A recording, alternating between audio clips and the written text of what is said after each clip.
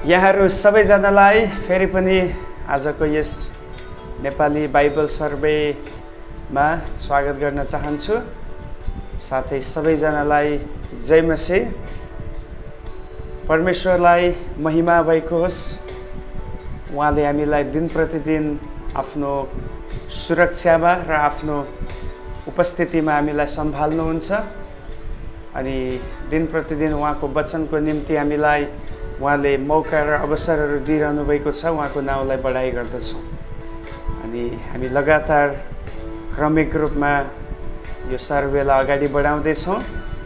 हामीले दोस्रो सामुएलको पुस्तकसम्म हेरिसकेका छौँ। आशा गर्दछु यहाँहरूको लागि यी कुराहरू धेरै फाइदामूलक हुँदैछ। हामी आजदेखि फेरि अर्को एउटा पुस्तकमा जानेछौँ। त्यो चाहिँ हो भजन सङ्ग्रहको पुस्तक। अनि हामी प्रार्थना गरेर प्रभुको अगुवाईमा आउनुहोस् यो क्लासलाई अगाडि बढाउनेछौँ। सर्वोच्च प्रभु, हामी तपाईँलाई धन्यवाद दिन्छौँ। तपाईँ पवित्र, तपाईँ अति आदरको योग्य, तपाईँ महिमामा विराजमान प्रभु हुनुहुन्छ। आज प्रभु फेरि हामी तपाईँको वचन सिक्नको निम्ति यो सर्वेको लागि भेला भएका छौँ। पवित्र आत्मा तपाईँको अगुवाई र तपाईँको निर्देशन हाम्रो बिचमा दिनुहोस्। जतिजना प्रियहरूले आफ्नो समय निकालेर यसरी प्रभु वचन सिक्नको लागि जोइन हुनुहुन्छ, प्रत्येकलाई आशिष गर्नुहोस्। आज हामीले हेर्नुपर्ने कुराहरू, सिक्नुपर्ने कुराहरूमा तपाईँको अगुवाई रहेको होस्। सबै समझ, शक्ति र ज्ञान तपाईँबाट आउँदछ। तपाईँले माथिबाटको आशिष हामीमा खन्याइदिनुहोस्। सबै महिमा र आदर तपाईँलाई दिँदै माग्दछौँ येशू प्रभुको नाउँमा, आमेन। हो, हामी आज भजन सङ्ग्रह हेर्नेछौँ अनि सायद तपाईँको मनमा आउँछ होला, हामी त दोस्रो सामुएलमा थियौँ, किन हामी भजन सङ्ग्रहमा जम्प गर्दैछौँ? धेरैवटा पुस्तकलाई हामीले यहाँ स्किप गर्दैछौँ। कारण तपाईँले याद गर्नुभएको छ या छैन, मैले सुरुमै भनेको थिएँ हामी पुस्तक वाइज हामी जाँदैनौँ, तर घटना, कुन घटनापछि कुन कुरा भए भन्ने आधारमा चाहिँ हामी पक्का अगाडि बढ्नेछौँ। बाइबल सर्वेको मजा नै त्यही हो। बाइबल सर्वेमा चाहिँ हामीलाई एक्ज्याक्टली के पछि के भएको थियो इतिहासमा, या परमेश्वरले कुन पछि कुन व्यक्तिलाई चलाउनु भयो, या परमेश्वरले कुन पुस्तकपछि कुन पुस्तक चाहिँ लेख्न लगाउनु भयो भन्ने नै बाइबल सर्वेले सिकाउने एउटा महत्त्वपूर्ण विषय हो। त्यसकारण हामी पहिलो राजा, दोस्रो राजा अनि पहिलो इतिहास, दोस्रो इतिहास अहिले यहीँ राख्दैछौँ। त्यो हामी हेर्नेछौँ। जब घटना त्योसम्म आइपुग्छ हामी कतिवटा कुरा चाहिँ मिक्स पनि गर्नुपर्ने हुन्छ अनि त्यसरी हामी हेर्दै जानेछौँ। लगभग हामीले पहिलो र दोस्रो सामुएलमा हेरेकै कुराहरू पहिलो र दोस्रो राजामा पनि आउनेछ। त्यसकारण त्यति धेरै त्यता फोकस गर्नु आवश्यकता छैन। पहिलो राजा 13 अध्यायदेखि उताको कुरा हामी अलि फोकस गर्नेछौँ जब हामी त्यो विषयगत रूपमा त्यहाँ आइपुग्नेछौँ। त्यसकारण अब विषयगत रूपमा अब फेरि म एकचोटि तपाईँलाई पुरा बाइबलको एउटा हिस्ट्री संक्षिप्त रूपमा बताउन कोसिस गर्नेछु। पहिलो चाहिँ परमेश्वरले सबै कुरा बनाउनु भयो। कहिले नभुल्नु होला यो कुरालाई। 6 दिनसम्म लगाएर उहाँले he made everything within 6 days.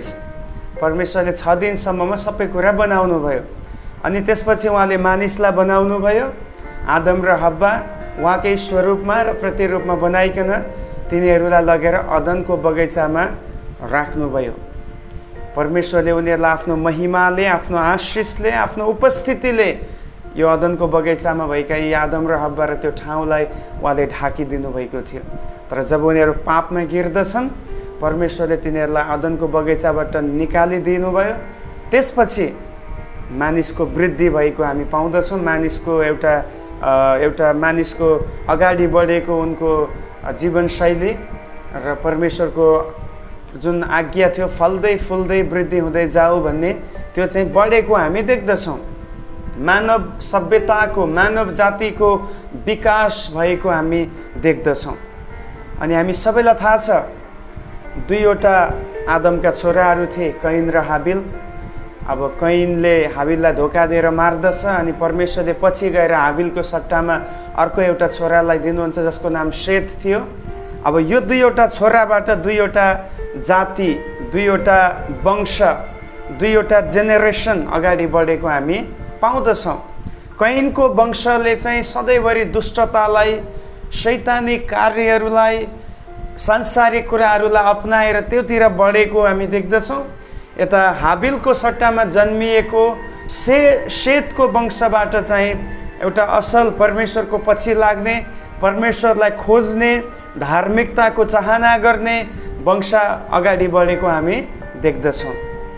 परमेश्वर एक समय क्रोधित हुनुभयो मानिससँग, उहाँले जल प्रलय पठाउनु भयो। नोआ र उनका परिवार बाँकी सबैलाई नाश गरेर त्यो परिवारलाई उहाँले बचाउनु भयो। अनि पछि गएर फेरि नोआका 3 जना छोराहरू शेम, हाम र येपेतबाट 3वटा जातिलाई, 3वटा राष्ट्रलाई, 3वटा समुदायलाई उहाँले फैलाउनु भयो, वृद्धि गर्नुभयो। आज संसारमा जति पनि मानिस समुदायहरू छन्, जुनसुकै जातिहरू छन्, त्यो सबैको वंश भनेको, पूर्वज भनेको चाहिँ शेम, हाम र येपेत हुन्। यसरी 3वटा अफ्रिका, युरोप र एसियामा बस्ने मानिस समुदायको विकास भयो शेम, हाम र येपेतबाट। परमेश्वरले यो 3वटा जातिमध्ये पनि शेम भन्ने जातिलाई आफ्नो मसीही योजना पुरा गर्नको लागि चुन्नुभयो। अनि शेमको वंशमा नै अब्राहमको जन्म भएको हामी पाउँदछौँ। अब्राहमको वंशमा उनका छोरा इसहाक र याकुब यसरी जन्मिएको हामी पाउँदछौँ। याकुबको 12 जना छोराहरू, 12 कुलहरू थिए। अनि तिनीहरू जब मिश्रमा पुगे, मिश्रमा 430 वर्षसम्म उनीहरू बन्धनमा थिए। पछि परमेश्वरले उनीहरूलाई मोशाद्वारा उद्धार गरेर प्रतिज्ञाको भूमितर्फ लैजानुहुन्छ। अनि त्योतर्फ लैजाँदै गर्दाखेरि 40 वर्षसम्म इस्राएलीहरूको कठोरता र अविश्वासको जीवनको कारणले उनीहरूलाई इस्राएलमा नै चक्कर काट्न लगाउनुहुन्छ। अनि त्यो पछि हामीलाई थाहा छ, अनि त्यो 40 वर्षको बिचमा पहिलो पुस्तालाई उहाँले नाश गर्नुभयो र दोस्रो पुस्ता उहाँले तयार गर्नुभयो। र मोशाले दोस्रो पुस्तालाई फेरि परमेश्वरको व्यवस्था सिकाउने, परमेश्वरको आज्ञाहरू दिने काम गर्दछन्। र पछि मोशा आफ्नै पनि मृत्यु भएपछि परमेश्वरले अर्को एउटा अगुवालाई खडा गर्नुहुन्छ, जसको नाम यहोशू थियो। यहोशूलाई परमेश्वरले समस्त इस्राएल जातिको अगुवाको रूपमा उहाँले नियुक्त गर्नुभयो। जब यहोशूले इस्राएलीहरूलाई शासन गरे, अगाडि बढाए, उनले प्रतिज्ञाको भूमि कनान देशलाई हासिल गरे। कनान देशमा पुगिसकेपछि कनान देश अब 12वटा भागमा विभाजित हुँदछ। कनान देशलाई अब 12वटा जाति, जुन ट्राइब थियो, वंश थियो, कुल थिए, ती 12वटा कुलमा अलग अलग क्षेत्र उनीहरूलाई दिएको छ। उनीहरूको पपुलेसन र उनीहरूको त्यो जुन जमिनको बनावटको हिसाबले उनीहरूलाई जमिन डिस्ट्रिब्युट गरिएको हामी पाउँदछौँ। यहोशूको मृत्यु हुन्छ, त्यसपछि न्यायकर्ताको सिस्टम सुरु हुँदछ। इस्राएली इतिहासमा लगभग 12 जना न्यायकर्ताहरूले शासन गर्दछन्। अनि बारम्बार इस्राएलीहरूको हठ र कठोरताको कारणले गर्दा उनीहरू बारम्बार परमेश्वरको दण्ड पाउनको लागि, शत्रुहरूबाट पराजित हुनको लागि उनीहरू त्यो अवस्थामा पुग्दछन्। तर बारम्बार परमेश्वरले उनीहरूको पश्चाताप र उनीहरूको प्रार्थनालाई सुनेर फेरि न्यायकर्ताहरूलाई नियुक्त गरिकन उनीहरूद्वारा छुटकारा र उद्धारको काम उहाँले गर्नुहुन्छ। यसरी पुस्तक अगाडि बढ्दै जाने क्रममा फेरि रुथको पुस्तक त्यसैमा गाभिँदछ। नाओमी र उनको रुथको घटना हामीले हेरिसकेका छौँ। यही न्यायकर्ता 17 अध्यायदेखि 21 अध्यायको बिचमा घटेको घटनाको रूपमा हामी न्यायकर्तालाई लिँदछौँ, यसरी रुथको पुस्तकलाई लिँदछौँ। अनि त्यसपछि फेरि हामी देख्दछौँ शमुएलको जन्म हुन्छ। शमुएल एउटा न्यायकर्ता पनि थिए, अगमवक्ता पनि थिए, पूजाहारी पनि थिए। उनको अधीनमा देश अगाडि बढ्दै थियो। तर मानिस इस्राएलीहरूले अब चाहिँ परमेश्वरसँग माग गर्न थाले कि अब हामीलाई आत्मिक राजा होइन, तर हामीलाई देखिने भौतिक राजा चाहिन्छ। अनि उनीहरूले राजाको माग गरे। परमेश्वरले राजाको नियुक्ति गरिदिनु। पहिलो राजा शाउल, उनले 40 वर्ष शासन गरे। दोस्रो राजा दाउद, उनले पनि 40 वर्ष शासन गरे। यसरी हामीले दोस्रो सामुएलको पुस्तकसम्म हेरेका थियौँ। आज हामी भजन सङ्ग्रहलाई किन लिँदैछौँ? किन भजन सङ्ग्रहको अधिकांश च्याप्टरहरू, भजनका पुस्तकहरू या भजनका जुन अध्यायहरू छन् त्यो चाहिँ म्याक्सिमम चाहिँ राजा दाउदद्वारा नै लेखिएको थियो। भजन सङ्ग्रहको बारेमा भन्नुपर्दा परमेश्वरका भक्तजनहरूले जब मानवीय जीवन जिउने क्रममा उनीहरू याद गर्नुहोस्, हरेक मानवसँग हरेक मानिससँग इमोसन हुने गर्दछ। Human being is a emotional being. Human being चाहिँ एउटा भावनाले भरिएको प्राणी हो अनि त्यो चाहिँ एउटा परमेश्वरको स्वभावलाई पनि देखाउँदछ।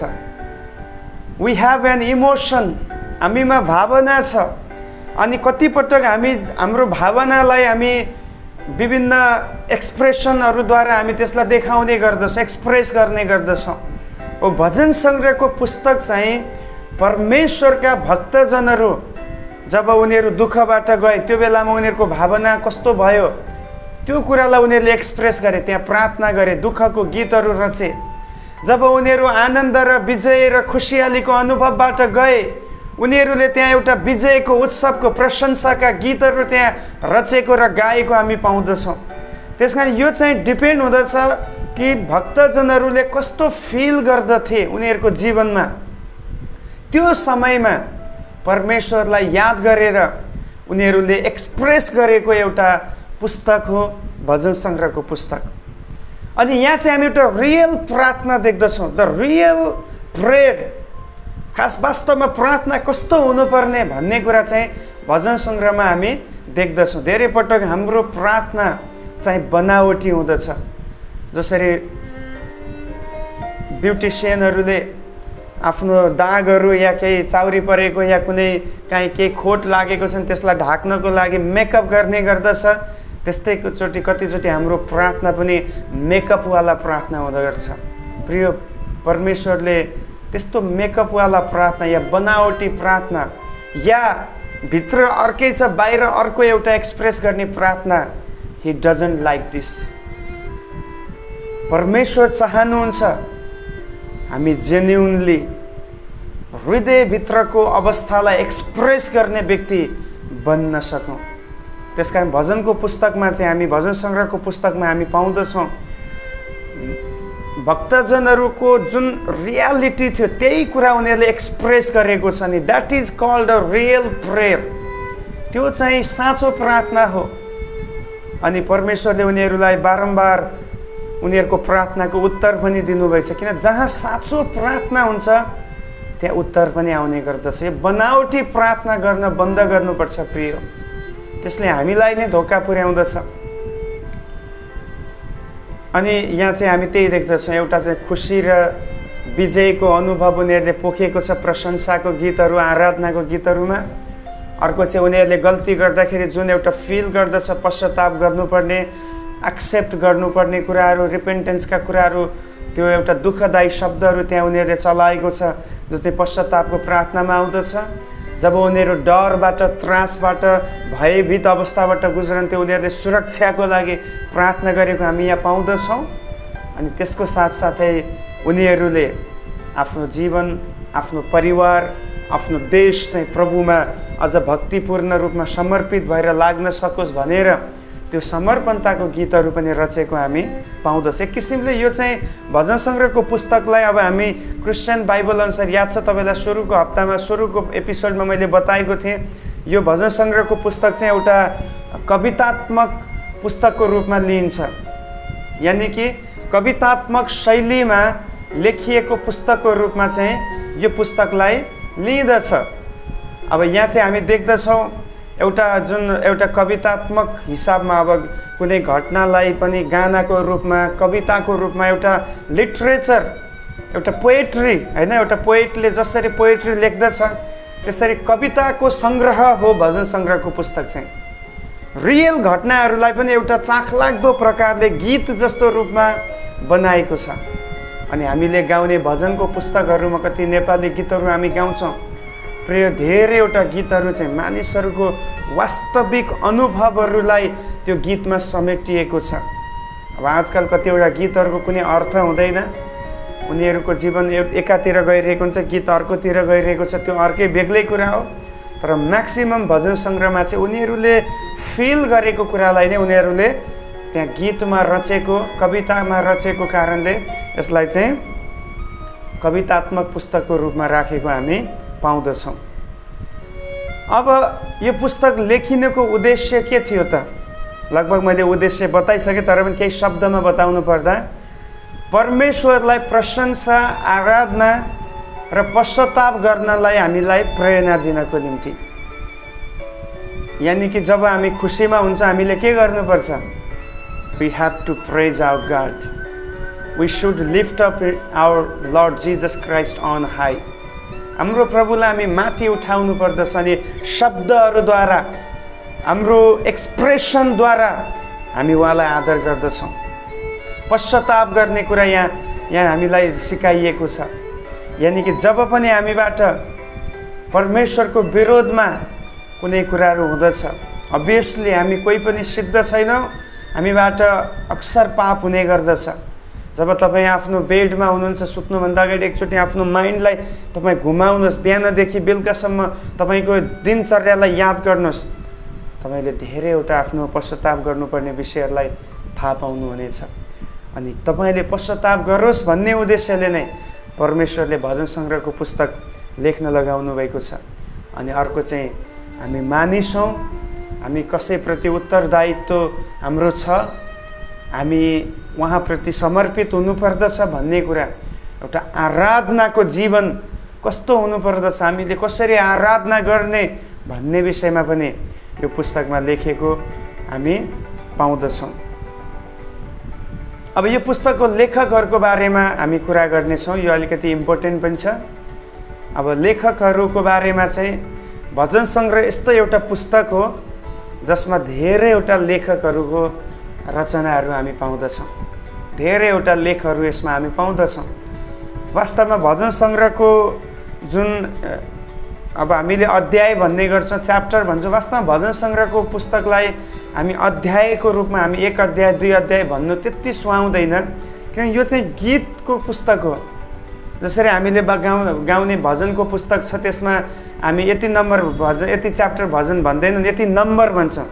त्यस्तै म तपाईँहरूलाई सजेस्ट गर्न चाहन्छु, जब पनि भजन सङ्ग्रहको कुरा गर्नुहुन्छ 1 2 भन्दा 1 नम्बर 2 नम्बर भन्नु राम्रो हुन्छ। अध्याय भन्नु त्यति उचित हुँदैन, किनभने यो चाहिँ एउटा कवितात्मक शैलीमा र गीतको शैलीमा, भाषामा लेखिएको कारणले अध्याय चाहिँ त्यति भन्न सुहाउँदैन। घटनाहरू यसमा छैन, घटनाहरू भएको भए चाहिँ हामी त्यसलाई अध्याय भन्न सक्छौँ। त्यस कारण यसलाई चाहिँ 1 नम्बर 2 नम्बर 5 नम्बर भनेर भन्न सक्छौँ। भजन सङ्ग्रह सबैभन्दा बाइबलको लामो पुस्तक पनि हो, लगभग 150 नम्बरवटा, अब 150 नम्बर यसमा हामी पाउँदछौँ। 150वटा अब च्याप्टरै भनौँ, फेरि बुझ्नको लागि सजिलो त्यसरी नै हुन्छ। 150वटा पाठहरू यो भित्र हामी पाउँदछौँ कसैमा। अनि बाइबलमै सबैभन्दा छोटो पाठ पनि भजन सङ्ग्रहमै छ, सबैभन्दा लामो पाठ पनि यसैमा छ। अनि यसको लेखकको बारेमा भन्नुपर्दाखेरि चाहिँ यसका लेखकहरू चाहिँ निम्न प्रकारका छन्। एउटा चाहिँ पहिलो चाहिँ दाउद आउँदछ, दाउद यो पुस्तकको लेखक। त्यस कारण मैले तपाईँलाई याद छ, दोस्रो सामुएल पछि किन लगत्तै यो पुस्तकलाई उठाएँ, किनभने हामी चाहिँ कुन व्यक्तिको बढी कुन पुस्तकसँग लिङ्क छ, कुन व्यक्तिले बढी त्यसमा योगदान दिएको छ, त्यसको आधारमा पनि हेर्दैछौँ। त्यस कारण सबैभन्दा बढी भजनका गीतहरू रच्ने या लेख्ने व्यक्ति चाहिँ स्वयं दाउद हुनुहुन्छ। लगभग दाउदले 73वटा भजनहरू चाहिँ उनले लेखेको हामी पाउँदछौँ। 73वटा भजनका गीतहरू उनले लेखेको छ। हरेक ठाउँमा तपाईँ देख्नुहुन्छ दाउदको भजन, दाउदको भजन। त्यसकारण 73वटा अलग अलग भजनहरू हामी यो पुस्तकमा देख्दछौँ। दोस्रो चाहिँ यो पुस्तकको लेखक आसाफ, दाउदको मन्दिरमा एउटा आराधनाको झुन्ड थियो, एउटा कोयर झुन्ड थियो। अनि त्यो कोयर झुन्डमा चाहिँ सबैभन्दा मुख्य व्यक्ति थियो, लिडर थियो आसाफ। उसको काम थियो धुनहरू बजाउने। जब उसले धुनहरू बजाउँदथ्यो, मानिसहरू टाढा टाढाका मानिसहरूले त्यो आवाज सुन्दथे।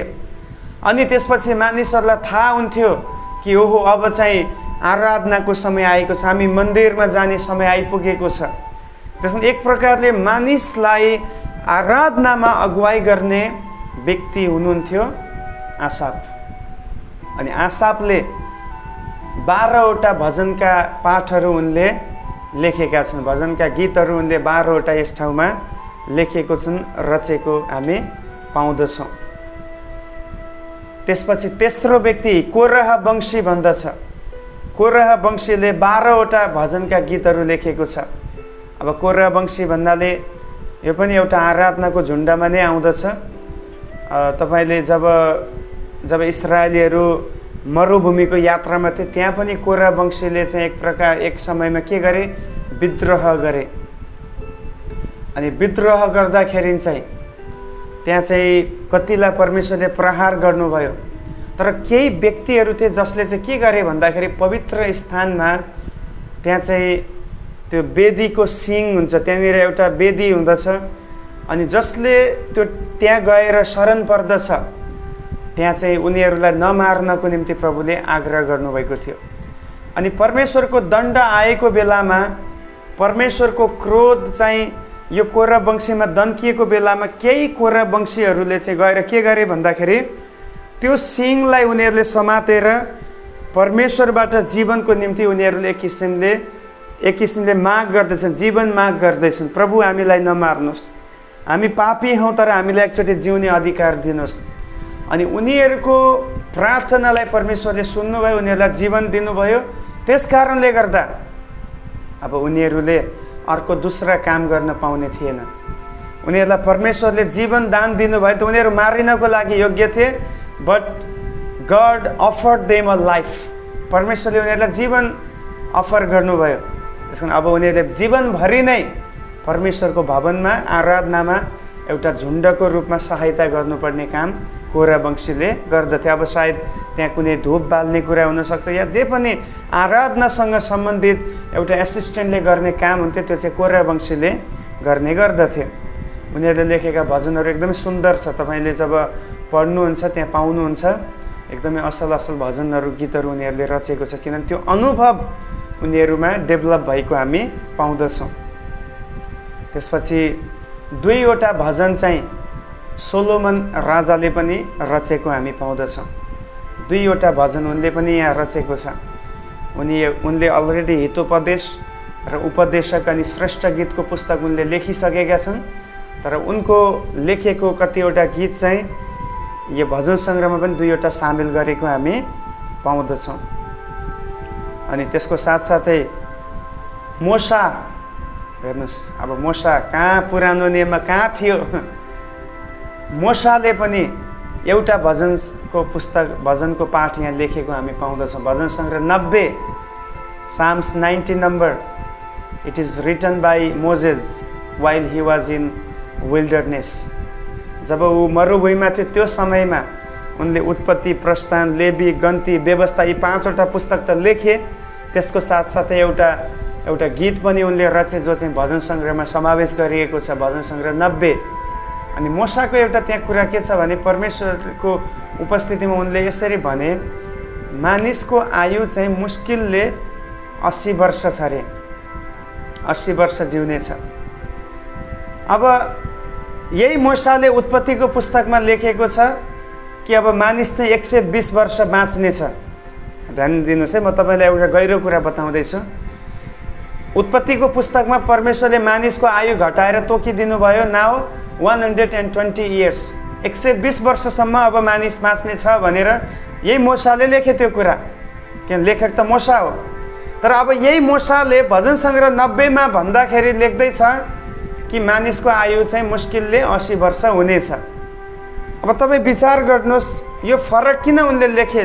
वास्तवमा लेख्ने समय एउटै हाराहारी हुनुपर्छ, धेरै एकदमै लङ डिफ्रेन्स थिएन टाइमको। जब उनले लेख्न सुरु गरे यो सबै लेखेपछि भजन सङ्ग्रह पनि लेखेको। यहाँ चाहिँ हामीले बुझ्नुपर्ने कुरा, मोसाले एक प्रकारले यहाँ चाहिँ भविष्यवाणी गर्दैछ कि अब भविष्यमा चाहिँ मानिसको आयु चाहिँ यतिमै सेट हुनेछ। किन मोसा यस्तो एउटा व्यक्ति जो प्रभुको आम्ने सामने बसेर उहाँको आवाज सुन्ने एउटा लिडर थियो, अगमवक्ता थियो। त्यस कारणले गर्दाखेरि उनले यहाँ एउटा प्रेडिक्ट गरेको छ मानिसको एज। अनि वास्तवमा अहिलेको समयमा हेऱ्यो भने यो एकदमै प्रुफ हुँदछ। अहिले मानिसको आयु चाहिँ 70 बल्लै भयो भने 80 वर्ष बाँच्ने कुरा हामी देख्दछौँ। अनि यो चाहिँ उनले एउटा प्रभुको आत्मामा भएर दर्शन देखेर प्रभुको अगुवाई पाएर उनले भविष्यमा चाहिँ मानिसको जीवन यस्तै हुनेछ, मानिसको आयु यति नै हुनेछ भनेर उनले लेखेको थियो। वास्तवमा मोसा आफै पनि 120 वर्षसम्म बाँचेको व्यक्ति हो, तर उनले यसरी यो कुरा भने कि अब अहिले त यो लामो छ होला, तर त्यो समयमा मानिसको आयु चाहिँ यति हुनेछन् भनेर उनले लेखेको छ। अहिले हामी अगाडि बढ्नेछौँ। त्यसै गरी एथान भन्ने व्यक्तिले पनि एउटा च्याप्टर उनले लेखेको छ भजन सङ्ग्रहमा, तपाईँले पढ्नु होला। अनि बाँकी चाहिँ लगभग 50 को आसपासमा को भजनका गीतहरूको लेखक अज्ञात छन्, तिनीहरूको बारेमा थाहा छैन।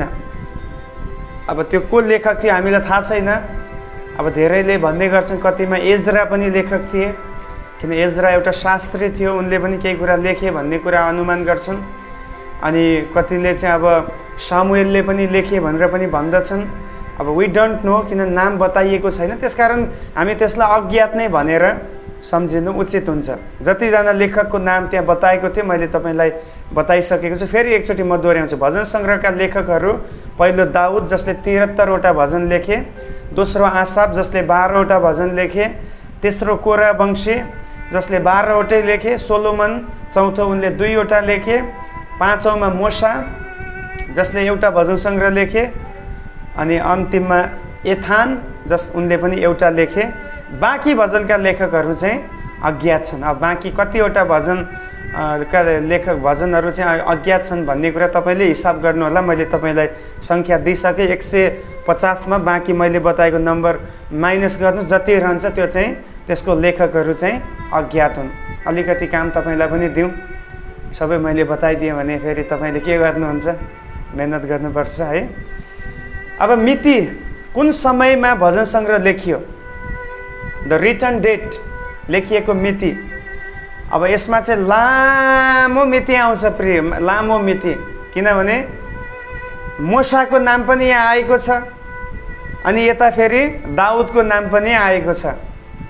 अब मोसाको नाम लिँदाखेरि चाहिँ हामी 1446 BC लिने गर्दछौँ। तपाईँले यो चाहिँ एप्रोक्सिमेटली भन्दा चाहिँ मतलब यसलाई एक्ज्याक्ट होइन, तर तपाईँले यो लेख्नुहोस् कि मोसाको जुन रोल सुरु भएको छ त्यो चाहिँ 1446 BC देखि सुरु भएको छ भने 1446 देखि अब यता दाउदसम्म पनि छ, तर अझै अरू पनि लेख, जस्तै एथान, अनि कतिले एज्रा पनि भनेको छ। यदि त्यो आधारमा हो भने फेरि हामीले 586 BC सम्मको कुरा राख्नु पर्दछ, किनभने एक ठाउँमा चाहिँ इस्राएलीहरू चाहिँ बेबिलोनमा यहुदीहरू पुगेको विषयमा पनि भजन सङ्ग्रहमा लेखेको छ। अब त्यो आधारमा हेऱ्यो भने इस्राएलीहरू बेबिलोनमा कब पुगे, लगभग 586 BC मा उनीहरू चाहिँ बेबिलोनमा राजा नबुकदनेस्सरबाट बन्दी बनाएर लगेको थियो। अनि त्यसको साथसाथै उनीहरू फिर्ता आएको कुरा पनि लेखिएको थियो। फिर्ता आएको कुरा कि त्यो बन्दुवाई सकेर, त्यो बन्द अवस्था सकेर उनीहरू आफ्नो देशमा फर्किआएको कुरा पनि भजन सङ्ग्रहमा लेखिएको छ। अनि त्यो चाहिँ भजन सङ्ग्रह जुन लेखिएको त्यो घटना छ त्यो चाहिँ लगभग 539 BC को कुरा हो। अब तपाईँले यहाँ हिसाब गर्नुपर्छ, 1446 देखि 539 BC, it's a long time, it's a long period, एउटा लामो समयकाल यो पुस्तकले ओगटेको छ। मोसा एकदम पुरानो लेखक, अन्तिममा अब जो इस्राएलीहरू वापस आएको बेबिलोनबाट बन्दुवाईबाट वापस आएको रेकर्ड राख्ने लेखकको बारेमा थाहा छैन, तर जसले पनि राख्यो त्यो चाहिँ 539 BC मा लेखेको भनेपछि लामो समयको मिति यसमा आउँछ। अब मोटामोटी भन्दा 1446 देखि 539 ईसापूर्व BC को समयको बिचमा भजन सङ्ग्रहको पुस्तक लेखियो भनेर हामी अनुमान गर्दछौँ। अब यो पुस्तकको मुख्य